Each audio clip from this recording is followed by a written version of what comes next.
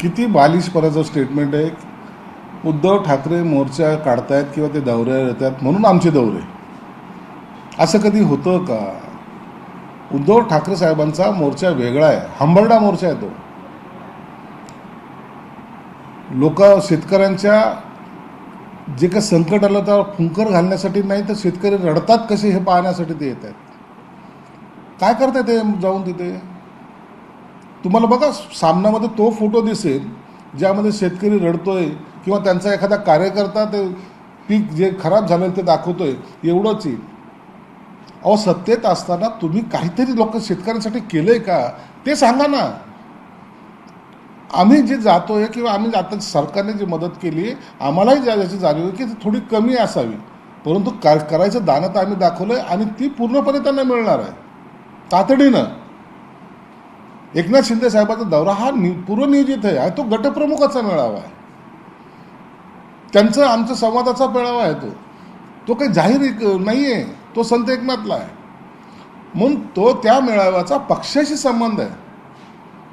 कुठं काउंटर करण्यासाठी मग आम्ही काहीतरी केलं असतं, हे करणं आमचा उद्देश नाही आहे. अशा वेळेला जर थोडंसंही राजकीय सेन्स असेल तर विरोधी पक्षात असा की सत्ताधारी पक्षात असा मिळून ह्या शेतकऱ्यांना त्यांच्यावर जो आघात झालेला आहे, त्यांना जे संकटात सापडलेत त्यांना मदत केली पाहिजे. एकमेकांवर टीका करणं हा असा तुमचा जर हेतू असेल ते सर्वसामान्याला आवडत नाही.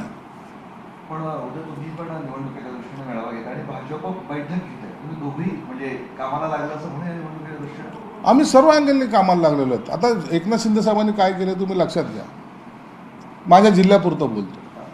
पैठण असेल, कन्नड असेल, वैजापूर असेल, ज्यांचे संसार उद्ध्वस्त झाले त्यांना सगळ्यांना मदत केली की नाही जाऊन तिथे पहा.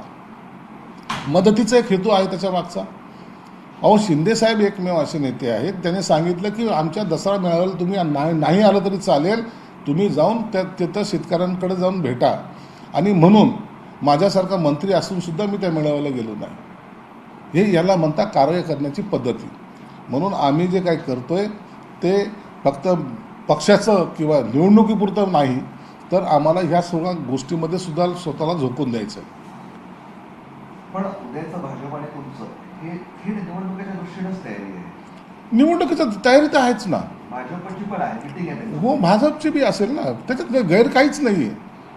आता उभाटाकडे ना उमेदवार राहिले ना पक्ष राहिला, त्यांनी कुणाबरोबर युती करावी इथपासून त्यांची सुरुवात आहे.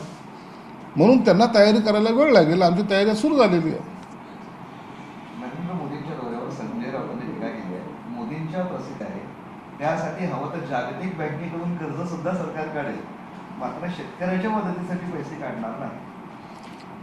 संजय राऊतला मोदीवर बोलण्याची आपली लायकी आहे का हे पहिलं पाहिलं पाहिजे. त्यांनी आलं काल महाराष्ट्रासाठी काही देऊनच गेले ना. देशाचा पंतप्रधान जेव्हा येतो त्या टायमाला महाराष्ट्राला जे त्यांच्याकडून आपल्याला अपेक्षित असतं जे मिळत आहे तर त्याचं स्वागत केलं पाहिजे.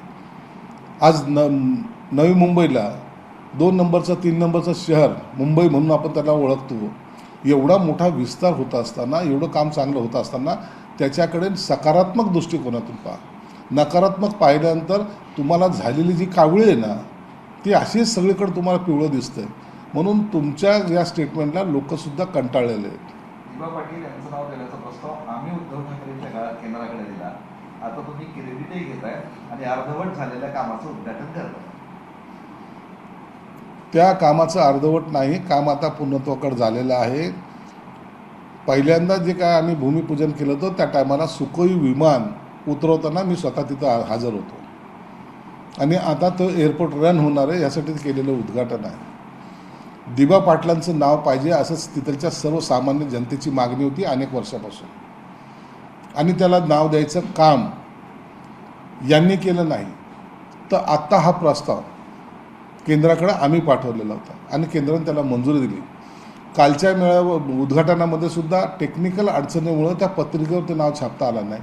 पण दिबा पाटलाचं नाव हे निश्चित झालं आणि त्याला सर्वांनी सहमती दर्शवली. मला वाटतं दिबांचं असलेली उंची त्याला साजेसं नाव आज त्या एअरपोर्टला मिळाल्यामुळं त्या भागामध्ये आनंद आहे. ते म्हणतात नाव छापलं नाही याचं कारण या विमानतळाला नरेंद्र मोदी आंतरराष्ट्रीय विमानतळ हे नाव द्यायचं आहे. भाजपचंही तेच म्हणणं आहे. आणि अदानींचंही तेच म्हणणं आहे. नाव एकदा डिक्लेअर केलं आहे, असं नाव चेंज करता येत नाही. प्रेम कुणाबद्दल असावं नसावं हा भाग वेगळा आहे, परंतु सर्वसामान्यांच्या भावना ज्या आहेत त्याला अनुसरूनच ते नाव दिलं गेलेलं आहे. लाडकी बहिणीसाठी तुमच्या खात्याचा 410 कोटी पुन्हा एकदा वळवले, वारंवार तुमच्या खात्याचे पैसे वळवताय, सत्य काय? नाही, याच्यामध्ये काही नाही, हे रुटीन आहे. लाडकी बहीण योजना चालू ठेवायची असेल तर हे आता कट हा प्रत्येक खात्याला बसलेला आहे आणि म्हणून हा आताच नाही, दर महिन्याला 410 कोटीचा मी स्वतः सही करतो, म्हणून तो आता देणे क्रमप्राप्त आहे आणि ते देण्यासाठी आमच्या सर्वांची सहमतीसुद्धा काही दाखवत आक्षेप नाही त्याबाबत? त्याबद्दल काही आक्षेप नाही. एबीपी माझा, उघडा डोळे बघा नीट.